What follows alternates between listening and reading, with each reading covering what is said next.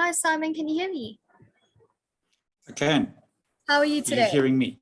I can hear you. I am good. Good, Cool. good. I'm good. Yeah. Thank you so much I'm doing this on my today, Simon. iPad. Yeah. That's cool. We just wanted to say on behalf of Dynamic Body Tech, thank you so much for joining us. I'm so excited to finally get to chat to you. I've obviously heard quite a bit about you from Mark, but our audience hasn't yet. So I would love for you to give a little introduction as to who you are and what you do, and tell us a bit about yourself. Cool. I'm Simon Brown. Largely, I teach people about money. I run a website, JustOneLap.com. But I'm active on Twitter. I've got podcasts, I've got TV shows, columns, and the like. And it really is sort of dispelling what's happening with money in markets, because none of it is rocket science, but we've never been taught any of it. So I sort of focus on that part. And although a lot of what I do might not be direct teaching in a sense, just by interviewing CEOs and traders and stuff like that, people are learning and just getting smarter on everything from personal finance through to investing, and ultimately, if they want to try their hand, trading. That's awesome. That's amazing. And it's true. I mean, even if it's not a formalized, I guess, education in a way that you interact with people and the way that you can inform businesses on how to make better financial choices, that's education in itself. And yeah, I mean, I'm a teacher, so I truly believe that education is very important. You're a proper teacher. Yeah, I'm currently sitting in the staff room, actually. So, but that's amazing, Simon. Thank you. We're just so excited to get this opportunity, because obviously you're a very, very much an expert in your field. So we're just really excited about this chat that we're going to have. So, as you know, our topic for today is the 5 craziest financial mistakes that people make. Maybe common mistakes, maybe ones that aren't so common. And I know I have a couple that I can think of that I think are just things that blow my mind that people still do or don't do, in terms of their finances in the current day. But as the expert here, I want you to tell us a bit about what you think. What do you think these mistakes, where do they come from? What are they? Well, I mean, top of list, and I put this one top because people hate me when I say it. Buying a house. I think buying a house is an absolutely terrible idea. And it's another logic. You rent and you pay someone else's bond. Sure, you do. But also you can typically rent for cheaper. But it's more than just that. It's the cost of maintenance of the house. When the geyser bursts, if you're an owner, now you've got to shell out for it. You can't just phone the landlord. It's cost of the transaction of buying and selling. When you buy a house, there's all the lawyer fees, there's transfer costs, depending on the price. And if the house is below $1 million, I think it's 900,000, there's no tax and transfer fees to be paid, but certainly there's transfer fees. Yeah. When you're selling, you're going to pay an agent. I mean, maybe if you're lucky, 5% plus VAT. I mean, these are huge fees that come into the process. And part of the problem is the average South African only owns a house, and they never own it, right? Because they have a bank loan. The bank owns it, but whatever. They only own it for 7 years, which means every 7 years we're going through this process where on the sell side, we pay the agent. On the purchasing side, we pay taxes and lawyers and all the rest. So huge expenses are being incurred. And there have been points where properties performed very well. I'm thinking predominantly the lead up to the collapse in 2008, 2009.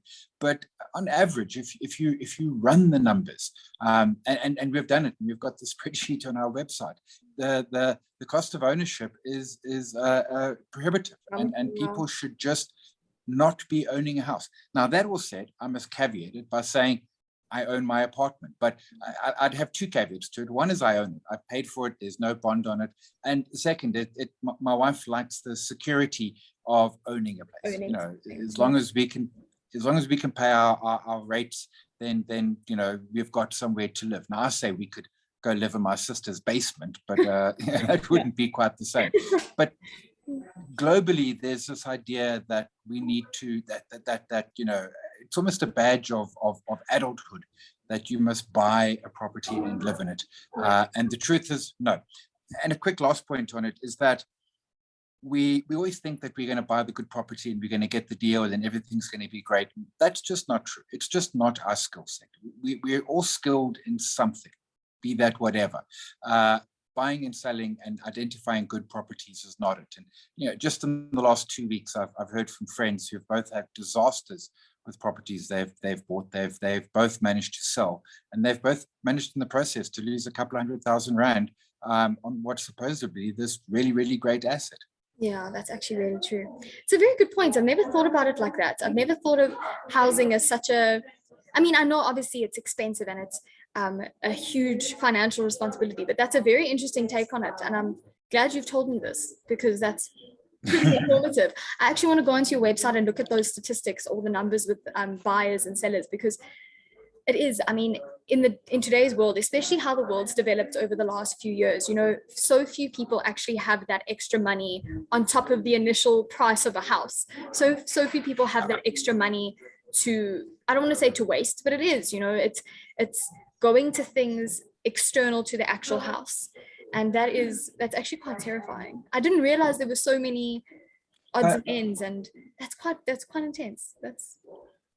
There is, and you put yourself at risk with interest rates going up. So every 0.25% interest rate goes up, costs about 150 Rand per million Rand bond. Yeah, it's not a lot, but we've already had 2. Yeah. We might have another 4. Suddenly that's an extra 1,000 Rand. So you put yourself at that risk. And I know if you're renting, they can pass that through to a degree, but not absolutely. You also tie yourself down. What happens if a great job opportunity opens up and I don't know, at the beach or something like that? Yeah. Now, one of your big decisions is, well, I've got to now, sell and rebuy and incur cost, and maybe the company offering you the job will cover some of those costs, but it gives you, it's less sort of freedom in terms of choices. And then of course there's always just that, I'm old enough to remember Hillbrow in the 80s when it was a fascinating, exciting, vibrant place, and people bought there. And I mean, if you've still got a place in Hillbrow, you're not living in a fun environment. Exactly. That's actually so interesting. Wow, I can't believe I've never thought about this before. Often I have to such a limited extent, if that makes sense. I've thought about obviously the differences between renting a house or buying a house and the way that it changes, but I've never thought about all of those details, because for as long as I've been alive, we've lived in a house that we have bought. And I mean, it's still being paid off. It's still, that's just the reality. And actually, that's quite a mission. It's quite a commitment. Yeah. It's a lifelong commitment. It is. Yeah. And it is that, as I said, we kind of barrel into it. We kind of see it as a badge of adulthood, and we don't stop and say, but hang on a second, do I really want to? I mean, the far extreme, and partly why we own this apartment here is, we're talking about buying, we're talking about renting. What about living in Airbnb? We live in the future now with Zoom and all of that sort of thing. I got a friend who's off to Spain to Madrid for 3 months. She's actually not using an Airbnb, but she's going to be renting a place for 400 euros per month, which is about 7,000 Rand. It's that sudden, that freedom that we have. Now, I appreciate pets, jobs, all of those sort of things, might make that are not viable. But it just the idea that we've got to own a place, and that's how it works. And no, terrible idea. Actually, really true. It's true. And you're right in saying that, because there's also this perception about renting, as you said earlier, that people say, yeah, but you're paying someone else's bond for them, but it's more than that. If it works for you and it works for your finances and your financial abilities at that time, it makes so much more sense, especially as you said, the world's changing so quickly. And we've seen it with the pandemic, how many people have just lost their jobs and found work elsewhere, whether it be in another city, in another country. And that's everywhere. That's not even just South Africa, so it's very much something to consider. I'm so glad we're having this conversation, because that's going to be my life for the next few months, is looking at moving. And so very good timing. Of course, first prize is live with your parents, if you can stand your parents, because that's cheap. I mean, I'm a cheapskate in heart. But I mean, at some point the parents are going to change the locks and exactly. It gets to the point. It's not a long-term solution. Yeah. No, it's very good to learn about this kind of thing. I'm so glad. I would never have thought of that as a financial mistake, and now that was amazing. I really hope our viewers are taking this in, because That's very informative. I also have like a couple of things, but I want to hear yours first, so that we don't overlap. So tell me, what other crazy financial mistakes have you witnessed or heard of?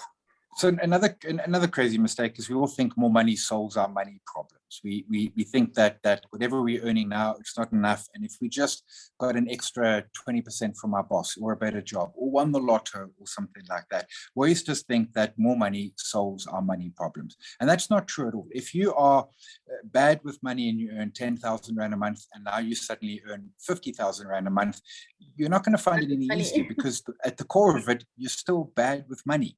You're just now bad on a 5x type of scale, and you will quickly grow your life and lifestyle creep into that extra money. So, whilst we always think that it's more cash, problems are solved. If we're struggling with money, and I appreciate that there are a lot of people who don't earn much, a lot of people who don't earn what I would consider to be a living wage in South Africa, which I think is probably around 15,000 Rand. I get all of that part of the component, but it's a sense of, if we've got money problems, the problem is the managing of it. The problem is not, how much money do we have. It's how we manage debt. It's how we manage savings.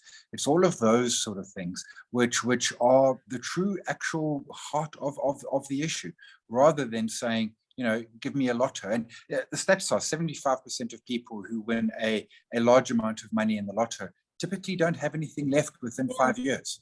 Exactly. Because they don't have that skill set. They don't know what to do with it. They don't know how to manage it.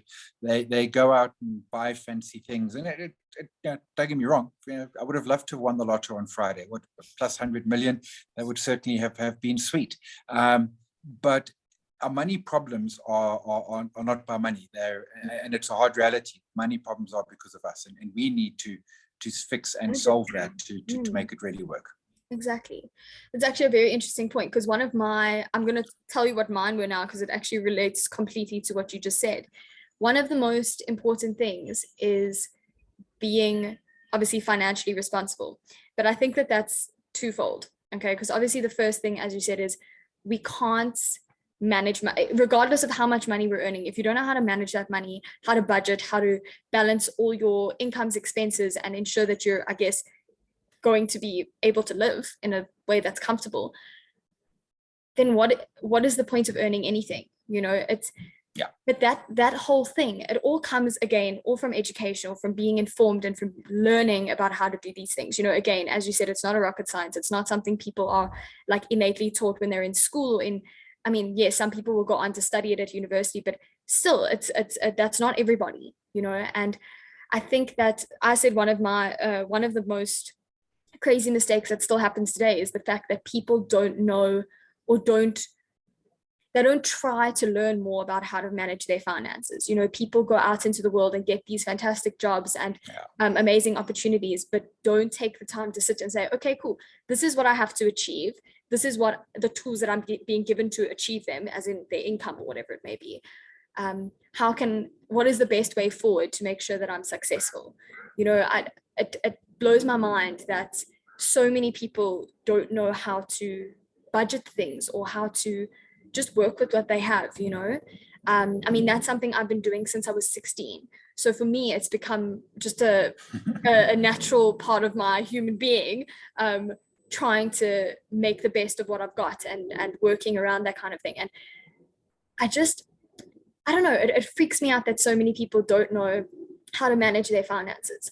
But I think it's more than that, because I also think that this problem lies in a lot of businesses, that in the current day, with everything that's going on, with everything that people are going through, I think that business leaders and heads of these big corporates should be implementing some sort of, not necessarily a financial wellness scheme, but just some sort of, be it a workshop or a seminar or some sort of, I don't know, contract, anything that will help educate their staff and inform their staff of the best ways to manage their finances, because I'm sure, at Dynamic Body Technology, we deal a lot with corporate wellness, and part of corporate wellness is financial wellness. And if a business isn't looking out for their employees, a business can't be successful, so it's this whole, I'm gonna keep talking if I don't stop myself. I think you're right, and that brings me to my third point. But you know, you were taught, you've been doing it since 16, which meant either someone taught you or you were a 16-year-old different from many other 16-year-olds, and you went and you hunted out the information and took it to heart. We aren't being taught. We aren't being taught by our family when we're young, and that's not dissing our family, because they weren't taught. They weren't taught at school because it's not part of the curriculum, and the teachers weren't taught. And let's be clear, you know, governments aren't setting examples either. Governments do the classic, they spend more than they earn. That's why the US is $23 trillion in debt, and you know, corporates as well. But it then comes to as well, and this is my third point, which is, you know, people who are smart with their money then sort of want to evangelize with it, and we want to tell people, and we want to make people better and smarter, because it's not rocket science. This is all quite simple. So we go out there and we tell people about retirement annuities and tax-free savings and costs on investment products and budgeting and all of those sort of things. And then nothing happens. And we become sort of despondent with it. And it's the classic leading a horse to water. You can't help somebody, and somebody's not going to change until they want to. Yeah, and it's one of the things that JustOneLap. We have the content. It's all there. Everything you need to know about all the things about money is available. And not just JustOneLap. You know, hit Google, you're going to find thousands and millions of websites. But first you need to want to do it, and then you need to want to make those changes. And that's the issue, where it's, you know, we discover this knowledge, we think we have a superpower, and you want to tell everyone about it. And that you know, is absolutely correct and a wonderful thing. But sitting down, and you mentioned sort of corporates having sessions and stuff, and I've done some of those on both ends. When I worked for a corporate, I would attend them, and I have at times presented them as well. And it's either usually one of two ways. One is where it's sort of compulsory and everyone is there, but no one's paying attention. No one wants to be. Or it's not compulsory, in which case hardly no one's there, because they don't want to make that decision, because we think it's going to be horrible. We think it's going to be, you know, painful. And initially, it probably is. Initially, it's going to be a budget. And the first part of that budget is going to be almost certainly, you've got too much debt, get rid of the debt, pay it down, make it go away, which means you've got less to spend. But it then very much starts to snowball. I mean, let's say you've got the debt, I don't know, whatever it is, and it's costing you $1,000 a month to pay it off, and you're paying it off diligently. As long as you're not growing the debt, at some point you've finished paying off that R1,000, and now you find yourself in a position where you've got an extra $1,000 a month. Now, should you be saving it? Sure. Should you be saving all of it? Well, no, because that's another point which I think is a crazy finance thing, which is, don't forget to have fun. Yeah. We can get far too much into the weeds around this. And in fact, it was Mark Ashton who said it to me once. Yeah, every year at around December time, publications do this, what to do with your bonus. And every year the serious talking heads, such as myself and others, you know, dutifully say, well, pay off debt, you know, start with your expensive debt, and then, you know, once you've paid off your expensive debt, move on to the cheap debt, and don't forget to save some. And all of that is true. But where's the fun in it? If we make this whole money experience seem just to be a painful experience, then of course no one's going to do it. So if you've been paying off R1,000 debt and that R1,000 debt is gone, first prize, you know, save or invest 1,000 every month. Yeah, but real prize, save 600, take $400, and once a month go and have a date night or pizzas or burgers or whatever the case is. Because otherwise, you know, we become incredibly successful at this whole money thing, and we save lots of money, and we don't make the mistakes, and then we get to the end of our life and we're incredibly rich, and everyone looks at us with awe. We've never had fun. You know, my website's called JustOneLap because we get just one lap at life.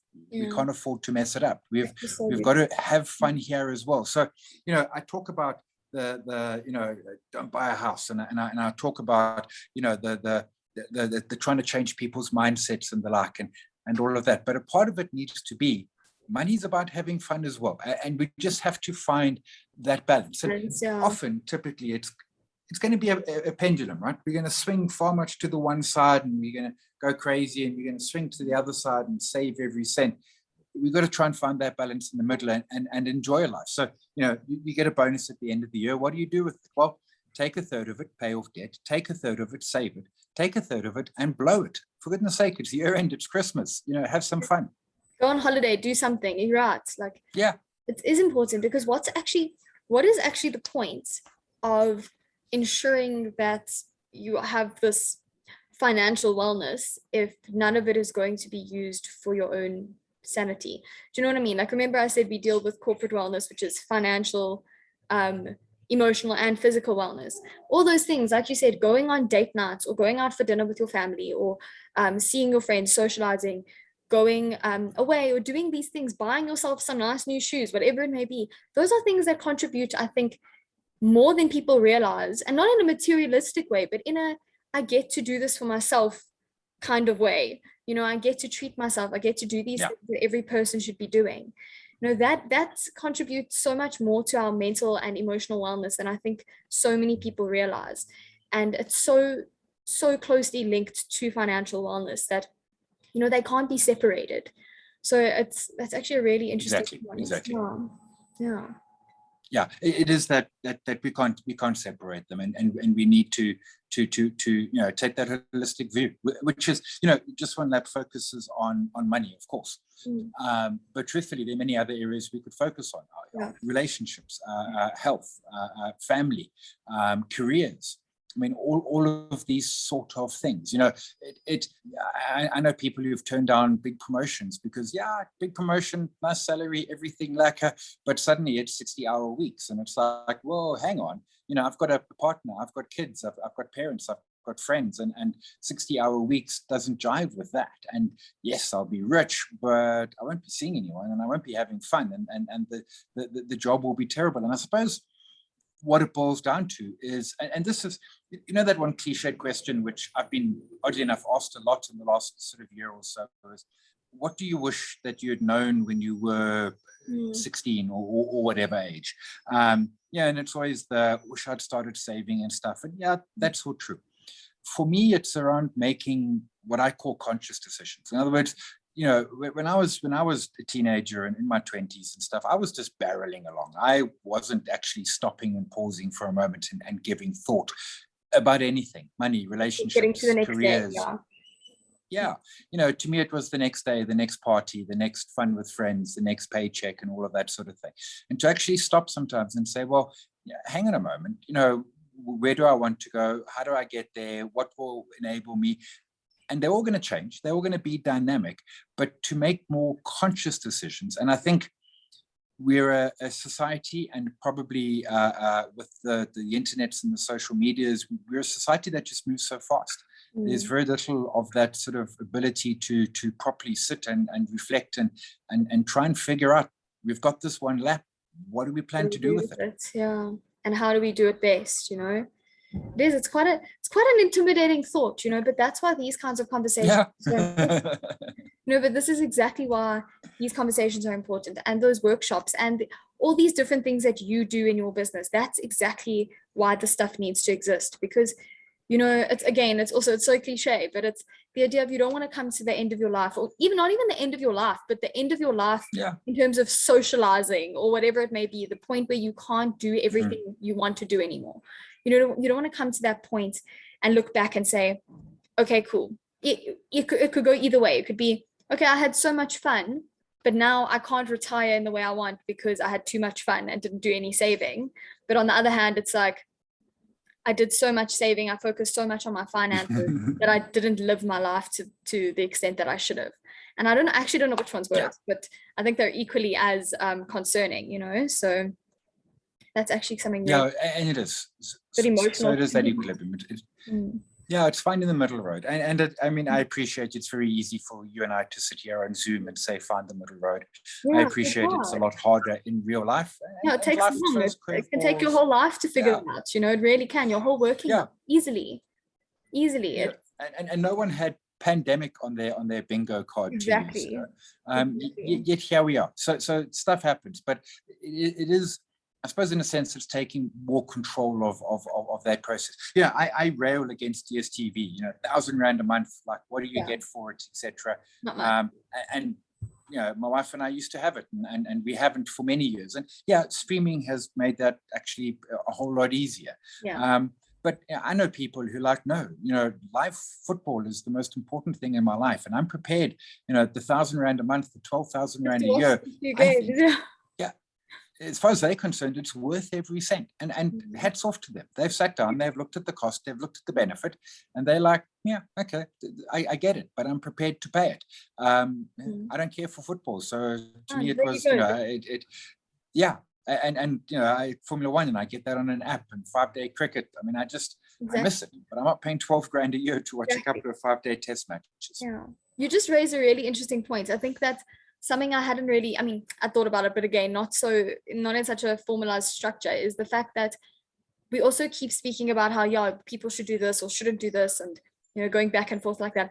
But these kinds of solutions, if you want to call it that, are also, they have to be individualized. They have to be suited for each, whether it be an individual person or an individual family or an individual business. None of these things will work exactly the same for every single person. So yes, the idea of taking your bonus and putting it into thirds, that's a fantastic idea. But then what to do with each of those things more specifically might change or might vary. And I think that's what gets difficult, is that even when you have all the knowledge and all the information on what to do, actually implementing it can be so overwhelming, even if you want to, because it's like, okay, but that person said that worked for them, but I don't see how that will work for me. I think this is a lot more complicated than, yes, it's not rocket science, but it's so complex in its own way, because there's so many different. You're 100% right. And us, the experts, or I'll tarnish myself with that, not you. A friend's son turned 21 recently, and he opened an Easy Equities account and put 1,000 Rand in. And about, I don't know, 6 weeks, maybe 2 months later, phoned me in a panic and said, like, I don't know what to do. Like, I've got the 1,000 Rand in there. I don't know what to do. What's this tax-free thing that I hear about? How does that work? But even once he's got that distinction between a discretionary and a tax-free, which in of itself was not a simple thing. Yeah.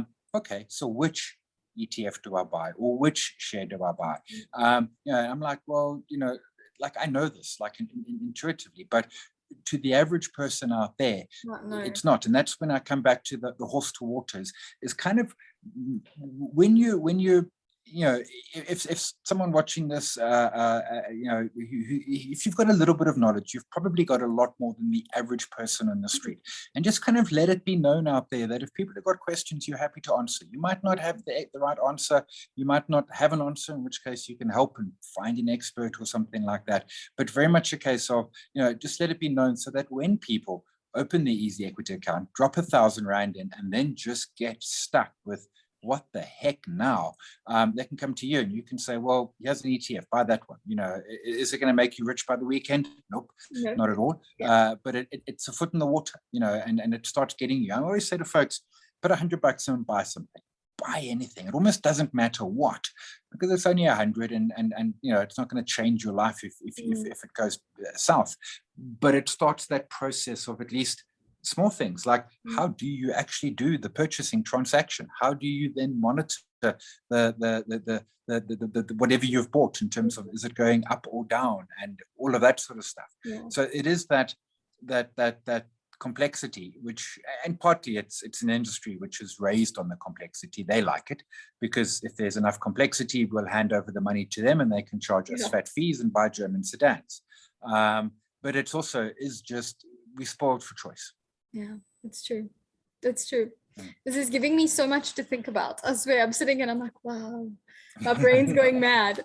That is, it's a very big and scary world. And I think that just having experts like yourself and websites like yours and all the work that you do, it just makes everything in this aspect of life a little bit less scary, knowing that there are people that can help and can make the right suggestions and help you get to where you need to be. It's just a very reassuring kind of feeling. So yeah, that's really nice. And then my last of the 5 is kind of linked to the first of the 5, and that is new motor cars. Don't do it. And here's why. In a simple sentence, let's say you can buy a new car for 115,000 115,000 Rand. I don't think you can, but let's pretend you could. You buy that car for 115,000 Rand and you say to yourself, this is lacquer. What you've actually got is an asset, well, not even an asset. You've got a utility that's worth 100,000 because the dealer charged you VAT. Yeah. So you've paid 115,000, but there's 15 of that thousand is actually VAT. Yeah. The loss of the money, you buy that car for 115,000, you drive it out of the dealership, it's probably worth 85,000 and you haven't even done a kilometer of driving yet. If you buy it because you like the new car smell, where you can literally buy that in a can these days. You go to Amazon, you can literally buy it in a can. And you can, I don't know what that smell is, but if you, and I know that's the excuse that some people have. Yeah, ultimately, that's the same thing. Yeah.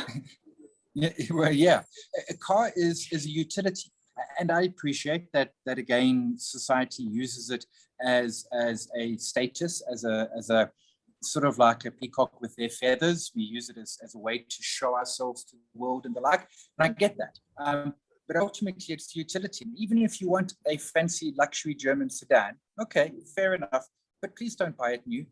Go and buy I usually, back in the day, until my most recent car, I would buy cars that were a year old, done about 20,000 kilometers or so, and they would cost me, 30-odd% less than the same car that was being bought new.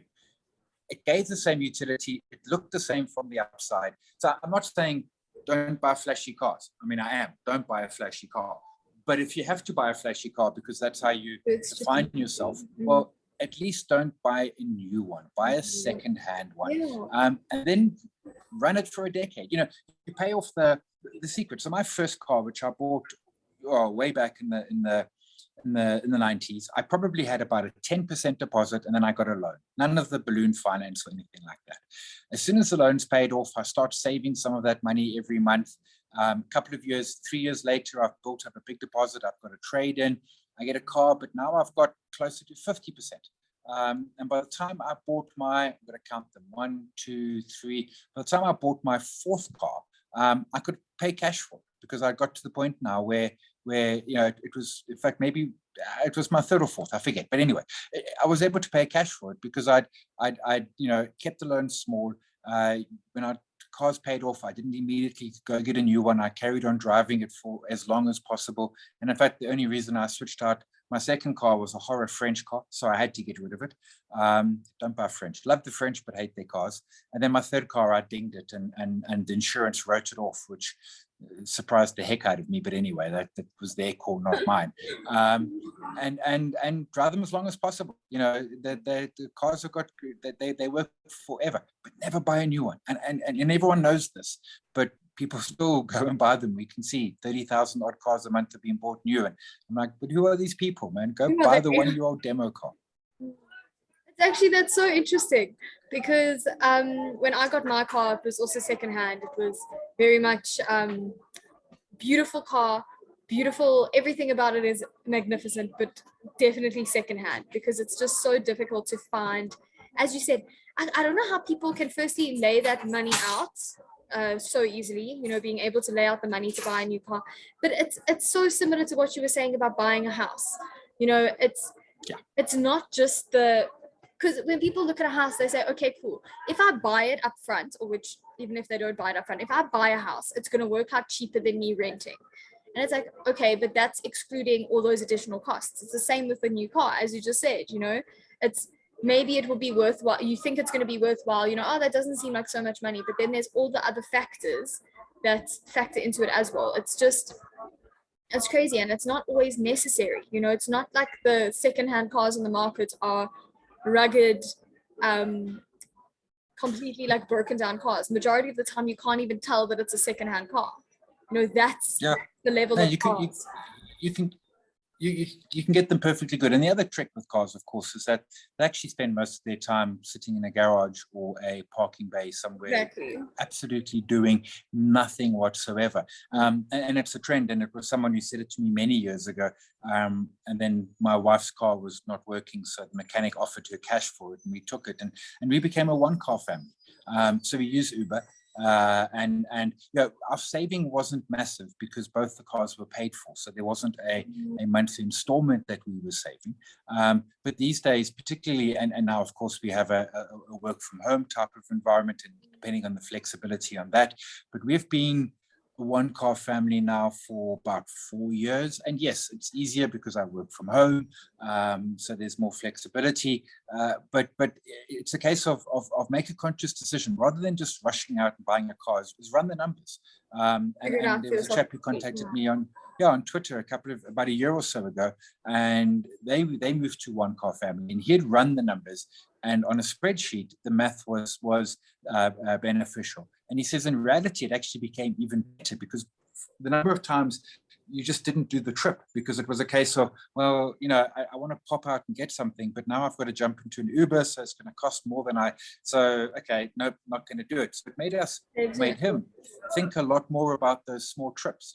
What is the cost of a car per kilometer to actually run it? And it's not just the petrol, it's the service, it's the maintenance, it's the tires, it's the licensing, it's the insurance, it's all of that.